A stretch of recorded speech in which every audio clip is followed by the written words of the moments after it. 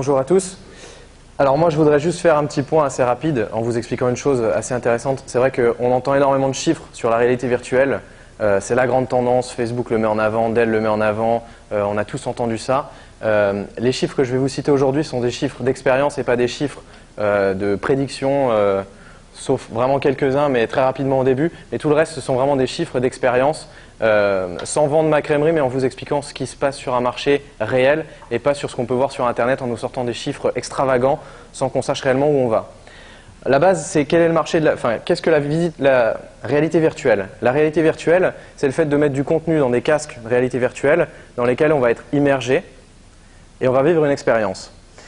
L'idée, c'est qu'aujourd'hui, on est sur un marché qui représente grosso modo 1,6 milliard en 2016 de marché sur la réalité virtuelle, tout confondu, que ce soit entre les casques, entre le contenu qui va à l'intérieur ou tout le reste de près ou de loin. Que d'ici 2020, on soit sur 30 milliards et que sur 2030, on soit sur 80 milliards. Donc une croissance exponentielle, c'est-à-dire qu'il faut s'y mettre aujourd'hui pour que ça porte ses fruits sur les années qui viennent. On estime qu'en 2020, un foyer sur deux sera équipé d'un casque de réalité virtuelle.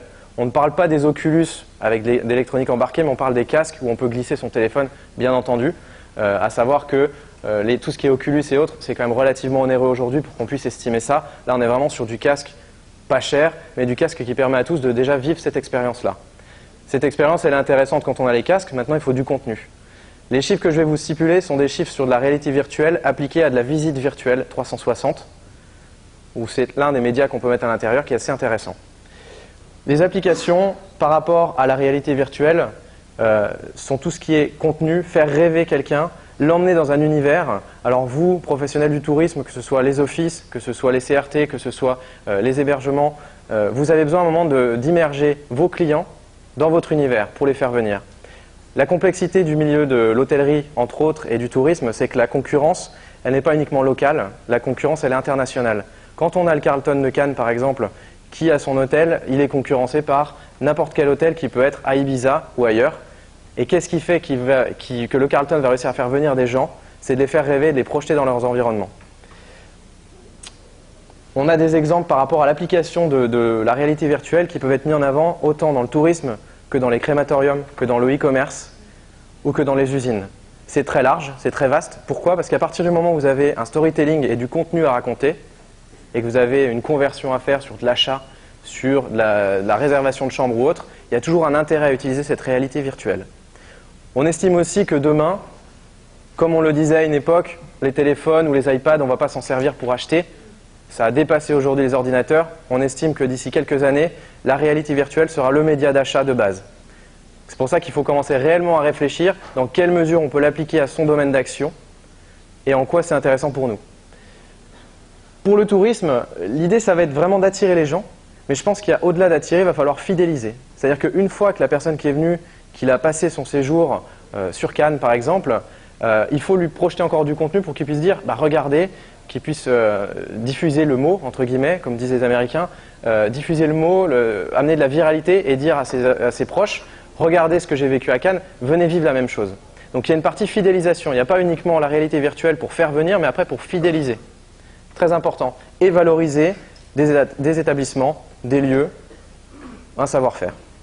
Ça pose quand même la question, j'en braille pour terminer sur le deuxième slide, les canaux de diffusion. Tout à fait. Alors les canaux de diffusion, ils sont relativement nombreux. La réalité virtuelle peut être diffusée dans différents endroits, notamment sur un site, sur un blog, etc. Pourquoi? Parce que par exemple, si on prend la visite virtuelle, qui est un média qui est compatible à la réalité virtuelle, elle peut être mise sur un site internet. Quand on va sur le site, on glisse son téléphone dans le casque et on a accès à cette information en réalité virtuelle. C'est ce que je vous expliquais. Ce qui est important, c'est que la réalité virtuelle, ce n'est pas uniquement le casque, c'est vraiment ce qui va dedans, c'est ce contenu qui est très important. Et ce contenu, il est visible sur différents médias. Vous l'avez vu avec Facebook, donc les RS, les réseaux sociaux, on push vachement ce contenu 360 en ce moment. On le voit énormément avec le gyroscope. Quand vous tournez le téléphone, vous avez la panoramique ou le 360 qui bouge. C'est la même chose. Vous le glissez dans le téléphone, vous avez accès à ce contenu en réalité virtuelle. On peut l'avoir donc dans les masques. Tout ce qui est newsletter aussi, parce que demain, rien ne nous empêche de dire je vous envoie un lien qui est compatible en réalité virtuelle, vous recevez cette newsletter, vous cliquez dessus, vous le glissez dans votre masque et vous avez accès à ce contenu. Les bornes tactiles aussi, un peu différemment, mais les bornes tactiles sont des éléments qui essayent je dirais d'amener, je ne vais pas être très précis là-dessus parce que ce n'est pas tout à fait mon domaine d'expertise, mais on essaie d'amener la réalité virtuelle sur de la borne aussi, avec du contenu pushé. Tout ce qui est hologramme, c'était très présent à Viva Technologies à Paris, entre autres. C'est pareil, c'est un domaine qui est à creuser, qui aujourd'hui, je dirais, c'est presque trop tôt, mais c'est un contenu qui va arriver avec la réalité virtuelle. Et tout ce qui est beacon pour nous pusher du contenu et que derrière, on puisse intégrer, encore une fois, son smartphone dans le casque. Je pense qu'il y a un réel intérêt quand on est sur ce mode de fonctionnement et non pas sur des Oculus, parce que le téléphone, on l'a tout le temps sur soi. On l'utilise pour X raisons, quand il a de la batterie, mais on l'a toujours sur nous. Donc si un beacon push à un moment un contenu, on peut glisser dans son casque et avoir accès à ce contenu-là en réalité virtuelle. Kevin, ça pose quand même le problème de l'implication des collectivités, des end-users, du marché, finalement, pour l'équipement. Et tu as une position sur le B2B, le B2C. Explique-nous un petit peu comment tu vois le marché se structurer. C'est important, je pense, pour l'auditoire, pour ne pas effrayer sur les coûts. C'est la slide d'après. Donc dans l'idée, c'est vrai qu'effectivement, il y a deux marchés différents. Le B2C, si on prend le end-user, c'est vraiment le client typiquement qui va venir passer son séjour à Cannes pour les vacances, etc. Et lui, on ne va pas l'attirer forcément sur le même canal et de la même manière qu'une personne qui viendrait faire du séminaire, parce qu'on n'est pas forcément équipé de la même manière. On ne va pas recevoir l'information au même endroit et la collecter de la même manière aussi. L'idée, c'est qu'on peut l'utiliser pour tout ce qui est office du tourisme, hébergement, restauration et loisirs, parce que si vous envoyez à aujourd'hui la base de données ou les gens qui viennent régulièrement sur une ville comme Cannes, parce que je vais prendre cet exemple-là à chaque fois, leur dire bah voilà, visitez ça, visitez Cannes, sentez-vous immergé dans Cannes, revenez en vacances ici, il y a une vraie action en B2C. La problématique, je dirais, de la réalité virtuelle pour le moment, c'est qu'on est limité dans le contenu qui arrive. Une fois qu'on a une vision à 360 dans le casque, il n'y a plus d'action possible, ou en tout cas très peu. C'est-à-dire qu'il y a des sociétés qui développent, mais l'idée c'est de débloquer cette action-là, parce que cette action va faire que les gens vont convertir. Sans conversion, vous ne gagnez pas d'argent.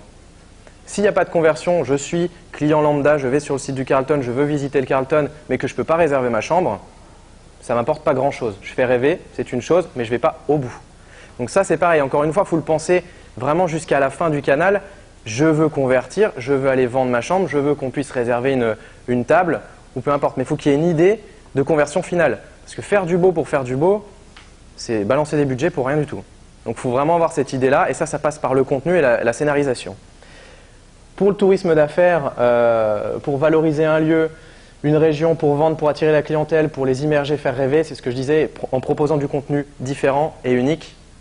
La problématique, c'est qu'on a, je vais faire criser un peu les gens, mais en France, on a une grande mentalité de suiveurs et malheureusement pas de précurseurs, et ça c'est très triste. Et je le dis en tant qu'ancien employé de chez Google en Australie, à Sydney, où on était prêt à débloquer des budgets sur quelque chose qui était novateur en se disant on y va en fond, on sera les premiers. En France, c'est plutôt je vais voir ce que fait l'autre à côté et après on verra.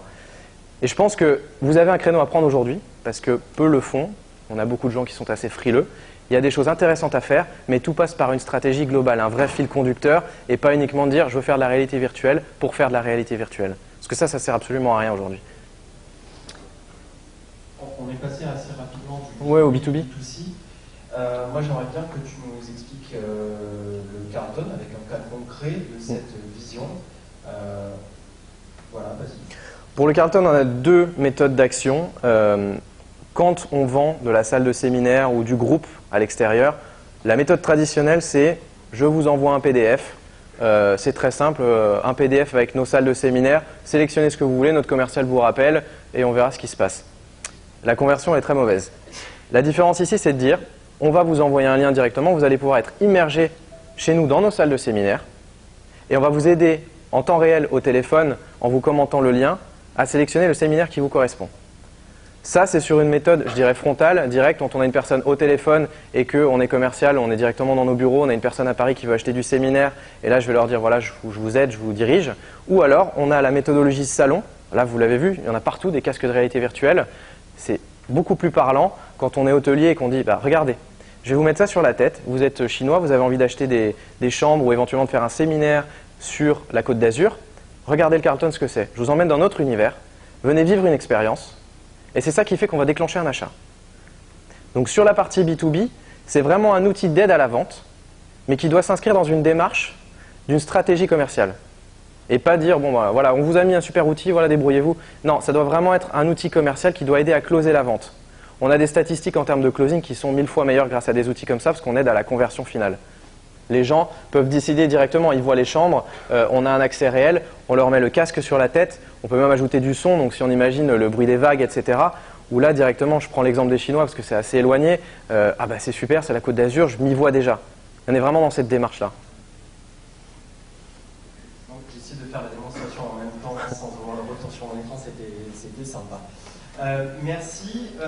La collaboration, tu en as parlé. Peut-être un dernier mot, je sais que le temps est court vu qu'on a 5 intervenants. On a montré l'exemple du Carlton. On va revenir après sur des questions. De manière globale, comment vois-tu ce marché? Tu as donné des grands chiffres. Quelles orientations tu vois et quelle progression? C'est une question qu'on reposera à la table ronde, mais j'aimerais bien le temps de préparer l'autre. En termes de progression, il y a les chiffres que j'ai donnés. Maintenant, ça dépend vraiment, encore une fois, d'une volonté du tourisme français de vouloir se distinguer de ce qui se fait ailleurs et pas, encore une fois, d'être pris au vol par d'autres pays qui le font avant nous et qui nous prennent le volet et où derrière, en fait, on va être encore une fois des suiveurs. On a une destination, enfin, on a des destinations magnifiques. On a absolument tous les paysages en France. Et encore une fois, je parle pour avoir vécu en Australie où c'est plus compliqué, c'est plus loin. Autant le valoriser.